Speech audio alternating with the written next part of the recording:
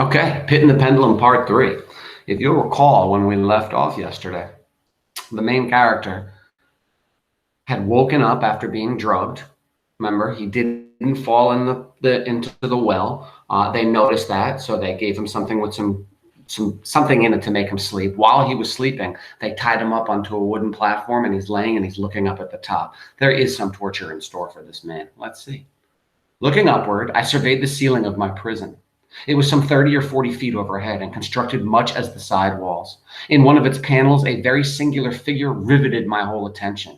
It was the painted figure of Time, as he is commonly represented, save that, in lieu of a scythe, he held what, at a usual glance, I suppose to be the pictured image of a huge pendulum, such as we see on antique clocks. Notice, the painted figure of Time holding a scythe. That sounds like death to me. So he sees up top a painted figure of death holding a scythe, and instead of let's say, I supposed to be the picture in lieu of a scythe. So instead of holding the scythe, he's holding a pendulum. Now, what's a pendulum? You ever seen an antique clock or a grandfather clock? The pendulum is the thing that switches back. That's a pendulum. He sees that in his way. If you want to put that down as a note for fear, you can. It was the painted figure of Time, as he is commonly represented, save that in lieu of a scythe, he held what, as a casual glance, is supposed to be the pictured image of a huge pendulum, such as we see on antique clocks. There was something, however, in the appearance of this machine which caused me to regard it more attentively. While I gazed directly upward at it, for its position was immediately over my own, I fancied that I saw it in motion. In an instant afterward, the fancy was confirmed. Its sweep was brief and, of course, slow. I watched it for some minutes, somewhat in fear, but more in wonder. That's an interesting quote right there. So he sees that this pendulum that the death figure is holding is actually moving, and it's starting to come down to him. Now, you might get this quote down as a fear quote if you'd like. I watched it for some minutes, somewhat in fear, but more in wonder. And my note for that would be, wow, not knowing can be very scary. So this quote clearly shows that not knowing what it is causes him to be afraid. Wearied at length with observing its dull movement, I turned my eyes upon the other objects in the cell. A slight noise attracted my notice, and looking to the floor, I saw several enormous rats traversing it. They had issued from the well, which lay just within view to my right. Even then, while I gazed, they came up in troops, hurriedly, with ravenous eyes, allured by the scent of the meat. From this, it required much effort and attention to scare them away. Remember the well that he almost fell in? It's filled with giant rats. So if he had fallen down there and broken something, he would have been eaten alive by these rats. It might have been a half an hour, perhaps even an hour, for I could take but imperfect note of the time before I again cast my eyes upward. What then I saw confounded and amazed me. The sweep of the pendulum had increased in extent by nearly a yard. As a natural consequence, its velocity was also much greater. So he realizes that as the pendulum is coming down, the sweep is getting bigger and stronger. But what mainly disturbed him was the idea that it perceptibly descended. I now observed, with what horror it is needless to say, that its nether extremity was formed of a crescent of glittering steel, about a foot in length from horn to horn, the horns upward and the under edge evidently as keen as that of a razor. This is something we want to put down. So let's go to our annotations page. And this is a quote that I have to get down. Look at this quote. I already have it typed to save us some time. But what mainly disturbed me was the idea that it had perceptibly descended. I now observed with what horror it is needless to say that its nether extremity was formed of a crescent of glittering steel, about a foot in length from horn to horn, the horns upward and the under edge evidently as keen as that of a razor. Now, this quote clearly shows that watching his death come slowly is terrorizing. Remember, he's strapped on this. He cannot move. So he's watching this thing come down, and it's going to slice him open down the middle, slowly and painfully. It gives him time to think about the agony and pain that this future death will cause. This is exactly what they want. They could kill him at any time. Instead, they want him to suffer greatly before he dies. They are using his own fear against him. Let's continue. Like a razor also. It seemed massy and heavy, tapering from the edge into a solid and broad structure above. It was appended to a weighty rod of brass, and the whole hissed as it swung through the air. I could no longer doubt the doom prepared for me by my monkish ingenuity and torture. My cognizance of the pit had become known to the inquisitorial agencies. The pit whose horrors had been destined for so bold a rescuant as myself. The pit typical of hell and regarded by rumor as the ultimate fool of all their punishments. So now that they know he's not falling into the pit, they've devised this other way to kill and torture him. Let's see. The plunge into this pit I'd avoided by the merest of accidents. I knew that surprise or entrapment into torment formed an important portion of all the grotesqueness of these dungeon deaths. Oh, wow. I like that quote as well. Let's get this down. He's saying that he now really understands that they want him to suffer. So I know that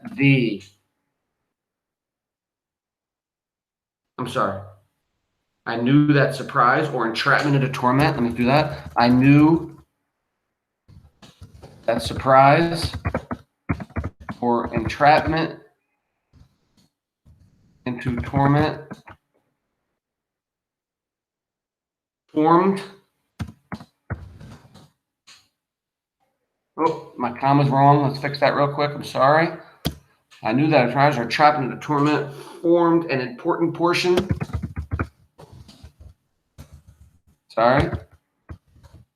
Formed an important portion of all the grotesquerie.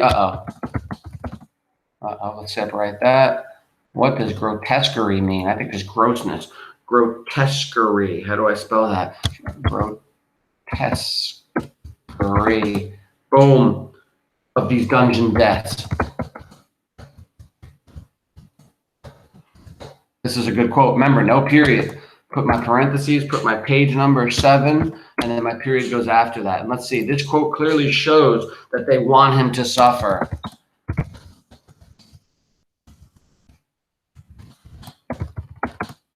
Suffer out of fear, not just kill him. Now, because he now knows that they want him to suffer, is that enough to have him not suffer? No, he's still going to feel that fear. Let's continue. Having failed to fall, it was no part of the demon plan to hurl me into the abyss, and thus there being no alternative, a different and a milder destruction awaited me. Milder! I half smiled in my agony as I thought of such application of such a term. What boots it to tell of the long, long hours of horror, more than mortal, during which I counted the rushing vibration of the steel. OMG, they're going to make him watch his death come at him over the course of a long day. Let's get that down. What boots it to tell of the long? I don't know what boots it means. What boots it to tell of the long, let's see, long hours. Long hours of horror.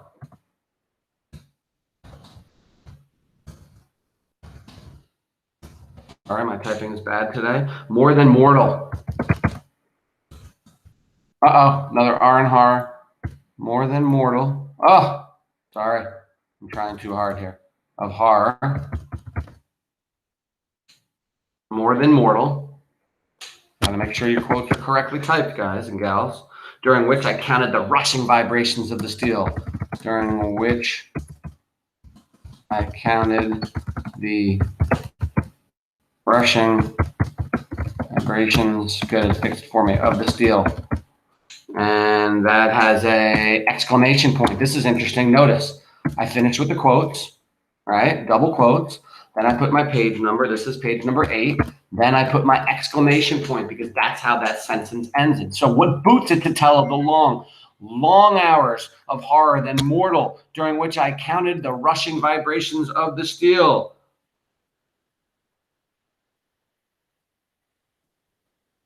This quote clearly shows they make him wait days to die. This quote clearly shows they make him wait long hours to die, knowing how it is coming. Oh, that's awful. They are really torturing this guy. Boom. Excellent. Let's continue. Inch by inch, line by line, with a descent only appreciable at intervals that seemed ages, down and still down it came. Days passed. It might have been that many days passed ere it swept so closer over me as the fan with its acrid breath. They did this to him for days. The odor of the sharp steel forced itself into my nostrils. I prayed. I wearied heaven with my prayer for its more speedy descent. I grew frantically mad and struggled to force myself upward against the swearful feet of the scimitar. Look at that. I grew frantic Let's get that down. Quotes, I grew frantically mad. Struggled to force myself.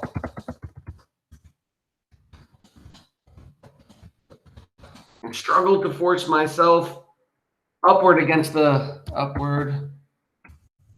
Fix this.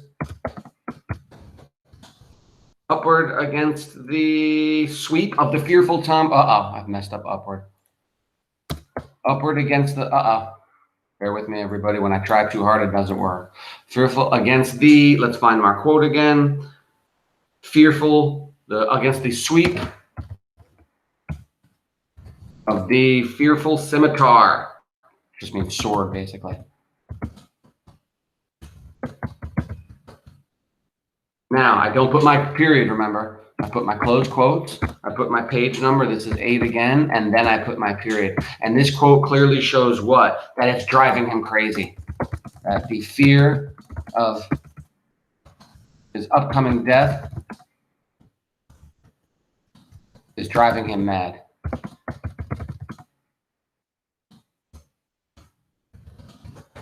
So, fear can cause people to go crazy.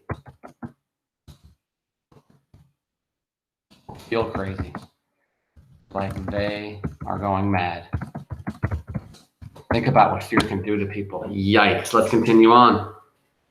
And then I suddenly felt calm and lay smiling at the glittering death as a child at some rare bauble. There was another interval of utter insensibility. That means he fainted again. Let's get that down.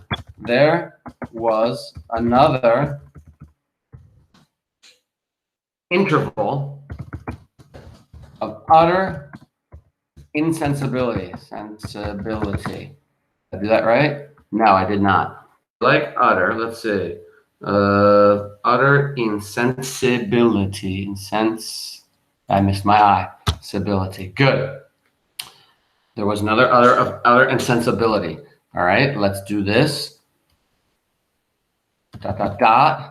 There's my quote. What page did this come from? This came from page 8. There's my period. And this quote clearly shows that the fear makes him so strong. It makes him pass out again.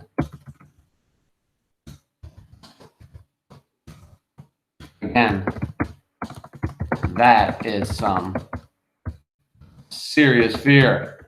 Let's continue. It was brief, for upon lapsing again into life, there had been no perceptible descent in the pendulum. But it might have been long, for I knew there were demons who took note of my swoon and could have arrested that vibration at pleasure. In other words, I think what he just said was, when he woke up from his passing out, from his faint, that the sweep of the pendulum didn't get much lower. What he thinks might happen is they stopped it from going lower while he was asleep because it can't cause him fear while he's asleep. That's how much they want him to fear. Upon my recovery, very inexpressibly sick and weak, as if through long inanition. Even amid the agonies of that period, the human nature craved food. With painful effort, I had outstretched my left arm as far as my bonds permitted and took possession of the small remnant which had been spared to me by the rats. As I put a portion of it within my lips, there rushed to my mind a half-formed thought of joy, of hope. Yet what business had I with hope? It was, as I say, a half-formed thought. Man has many such which are never completed. I felt that it was a joy of hope, but felt that it also had perished in its formation. In vain I struggled to perfect, to regain it. Long suffering had nearly annihilated all my ordinary powers of mind. I was an imbecile, an idiot.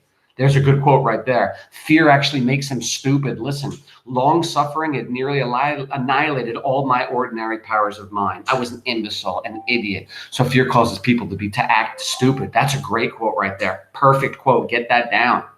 The vibration of the pendulum was at right angles to my length.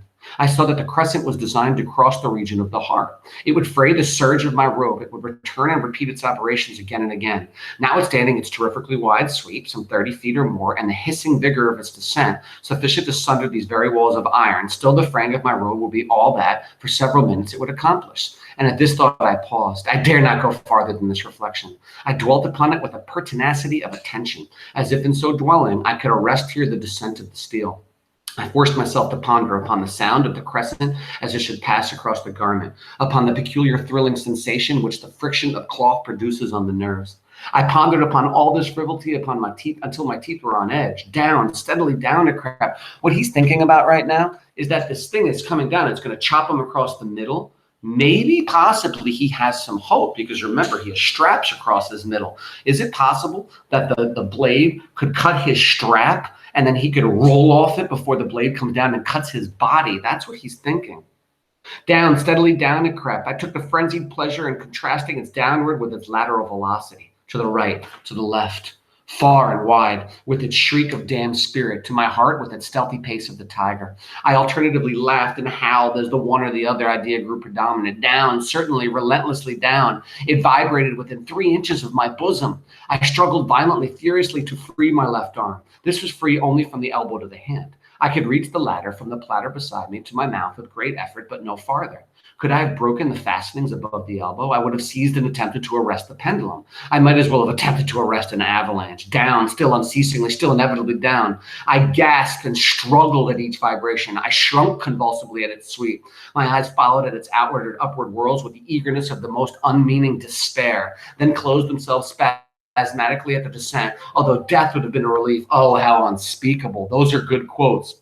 I gasped and struggled at each vibration. I shrunk convulsively in every sweep. My eyes followed its outward or upward whirls with the eagerness. So basically he's saying as he's watching this thing getting closer, the fear is driving him insane. Still, I quivered in every nerve to think how slight a sinking of the machinery would precipitate that keen, glistening axe upon my bosom.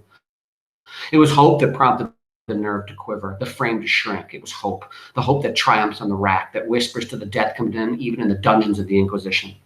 I saw that some 10 or 12 vibrations would bring the steel in actual contact with my robe. And with this observation, there suddenly came upon my spirit all the keen, collected calmness of despair. For the first time during many hours or perhaps days, I thought, it now occurred to me that the bandage or surcingle which enveloped me was unique. I was tied by no separate cord. The first stroke of the razor-like crescent athwart any portion of the band would so detach it that it might be unwound from my person by means of my left hand. But how fearful in that case the proximity of the steel. So he said it might cut his straps, and he might have enough time to rip the strap off and roll off it and get away from the knife. But he says, oh, how fearful that steel. It's going to be so close to him. The result of the slightest struggle, how deadly. Was it likely, moreover, that the minions of the torture had not foreseen and provided for this possibility? In other words, did they do this to him on purpose? Was it probable that the bandage crossed my bosom in the track of the pendulum? Dreading to find my faint, and as it seemed, in last hope frustrated, I so far elevated my head as to obtain a distinct view of my breast. The surcingle enveloped my limbs and body close in all directions, save in the path of the destroying crescent. I think what he's realizing now is that they made it so that it will not cut. As it's cutting the strap, it's going to cut him as well. One more paragraph. Scarcely had I dropped my head back into its original position when there flashed upon my mind what I cannot better describe than as the unhorned half of that idea of deliverance to which I previously alluded. So what he's saying is right then he gets this idea that's going to help him get away, and of which a moiety only floated indeterminately through my brain when I raised my food to my burning lips. The whole thought was now present, feeble, scarcely sane, scarcely definite, but still entire. I proceeded at once with the nervous energy of despair to attempt its execution. So he has an idea which he thinks is going to save his life. We're going to find out about that tomorrow. So, question. Do you have 5 notes for today? A minimum of 5. I typed in 5, so you can certainly use my 5, but there's a couple others I mentioned. Please make sure you have them down. You can certainly have more than 5. It's a really nice job today, guys. Thank you very much. Part 3 is done. We'll do part 4 tomorrow.